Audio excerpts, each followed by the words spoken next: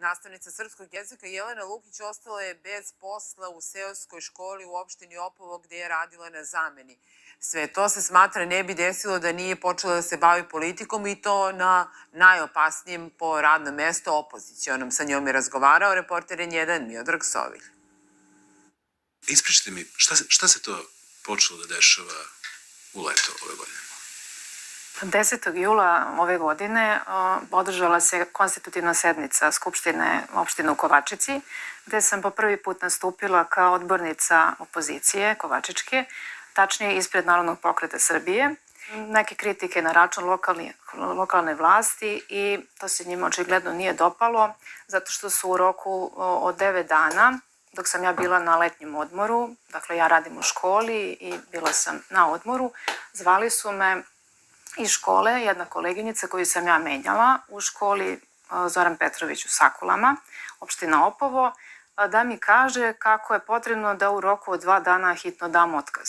I moli me da to učinim ja, da ne bi morala da to učini ona, da ne prekida bolovanje, pošto je na porodiljskom odsustvu. Ona je bila tek na sredini tog svog porodiljskog odsustva i ja sam tu bila u nekoj vrsti šoka zašto ona ima potrebu sad tako brzo to da završi. Međutim, ona je rekla da je to jako komplikovano, da je to neki lanac u pitanju događaja i likova i da ona ne može sad preko telefona da mi objašnjava, ali kad se budemo videla uživo, ona će meni to sigurno reći. Ja sam rekla, slušaj, ja razumem tvoju situaciju, vidim da si pritisnuta, vidim da te neko primorava na ovo, niko normalan u tvojoj situaciji se ne bi vratio na posao ako ima pravo bar još pola godine do godinu dana da iskoristi svoje porodiljsko odsustvo.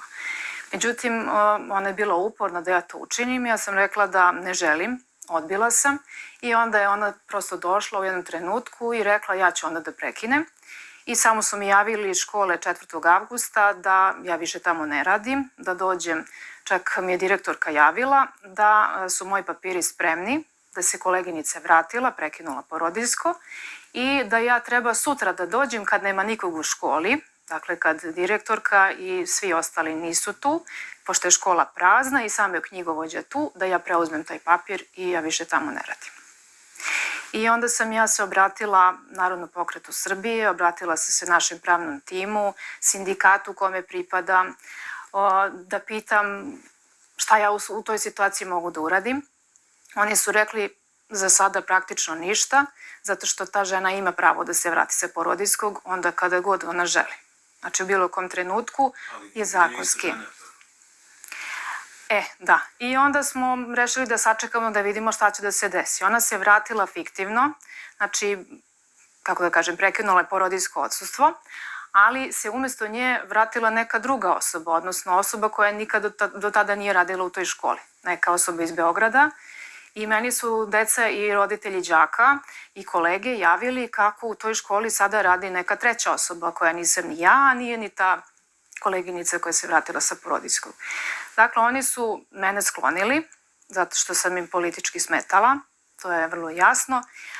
Doveli su treću osobu, ova žena se vratila na bolovanje, ona ne radi, ne predaje, a ta deca kojima sam ja bila i razredna, pošto sam menjala i razrednu, oni sad ponovo imaju treću osobu i to je iza njih. Vidim da su bili i oni nezadovoljni i roditelji, kako deca tako naglo menjaju iz godine u godinu razrednu, jer oni se vežu. Kao što se mi vežemo za decu, tako se i deca vežu za nas. I taman se naviknu na jednu razrednu, dovedu im drugu, pa treću. I onda vi shvatite da zapravo školom ne rukovodi direktor, nego rukovodi, ne znam, predsjednik mesne zajednice, koji je non stop u školi, koji živi u školi i od koga u sve se meša. Za najsitniju odluku u školi se on pita ili se pita predsjednik opštine, a onda smo došli do toga da prosto su opštine Kovačica i Opovo u jako uskoj nekoj sprezi, što teritorijalno, što su susedne opštine, ali vidim i politički da su jako brzo se oni povezali, odnosno već su povezani bili i da su prosto shvatili da sam im ja sad tu neki veliki problem i da će to da reše ako mene skloni škola. Koliko ste dugo vi tamo radili i da li sad imate neki izvor primanja?